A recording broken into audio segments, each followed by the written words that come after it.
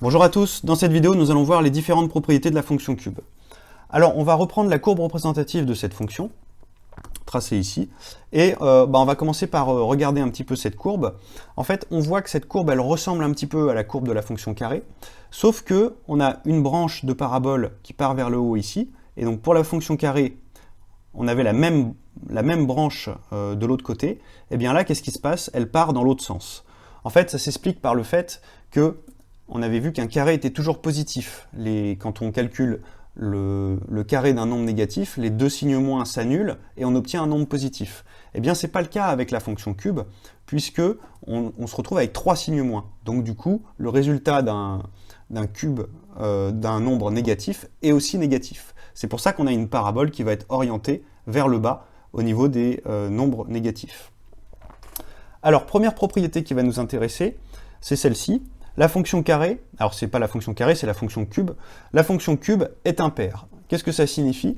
Ça signifie que pour n'importe quel nombre réel x, quand on fait f de moins x, eh ben on va trouver moins f de x. En gros, quand on fait l'image de l'opposé d'un nombre, eh bien ça va nous donner l'opposé de l'image de ce nombre. Donc, on peut voir cette propriété déjà dans le tableau.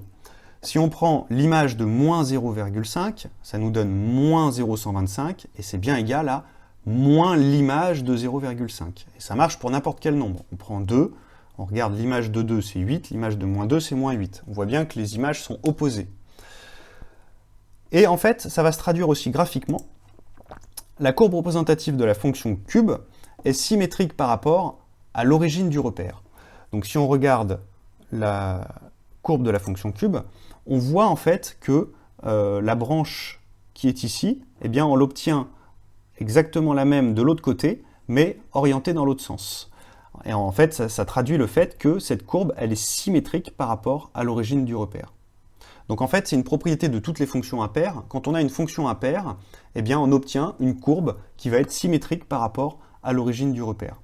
Ben oui, puisqu'en fait, quand on calcule l'image d'un nombre négatif, on trouve le même résultat que pour les nombres positifs, mais avec un moins devant. Donc forcément, les points, ils vont être diamétralement opposés par rapport à l'origine. Alors maintenant, troisième propriété, la fonction cube est croissante sur R. Donc on le voit sur le graphique, elle fait que monter.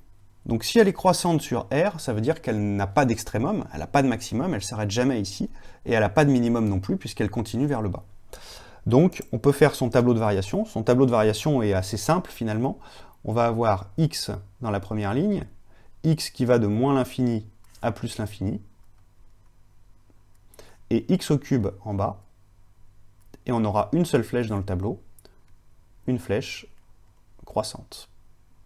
Alors on peut éventuellement rajouter un 0 ici et indiquer qu'elle s'annule en 0, cette fonction, puisque l'image de 0 c'est égal à 0. Ça c'est possible, on met dans ces cas-là le 0 sur la flèche. Dernière propriété, le cube d'un nombre a le même signe que le nombre de départ. Donc ça, c'est ce qu'on a vu quand on a complété le tableau. On voit bien que quand on calcule le cube d'un nombre positif, on obtient un nombre positif, et quand on calcule le cube d'un nombre négatif, on obtient un nombre négatif. On le voit aussi sur le graphique, la courbe de la fonction cube, elle est au-dessus de l'axe des abscisses après 0, et elle est en dessous de l'axe des abscisses avant 0.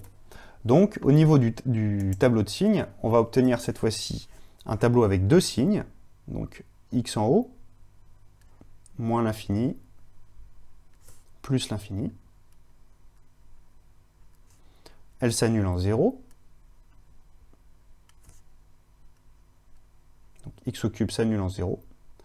Et donc, on le voit en fait, comme la fonction elle est tout le temps croissante, eh bien avant 0, comme elle monte, forcément elle est dans les négatifs. Donc ici on va avoir un signe moins. Et une fois qu'elle a passé 0, elle continue à monter, donc elle passe dans les positifs et elle reste dans les positifs. Donc voici le tableau de signes de la fonction cube. Voilà, donc en résumé, on a une fonction qui est tout le temps croissante et qui du coup va être d'abord négative, puis positive. C'est la fin de cette vidéo, merci de l'avoir visionnée. Tu pourras trouver davantage de ressources sur ma chaîne ou sur mon site internet www.zmat.net. À bientôt!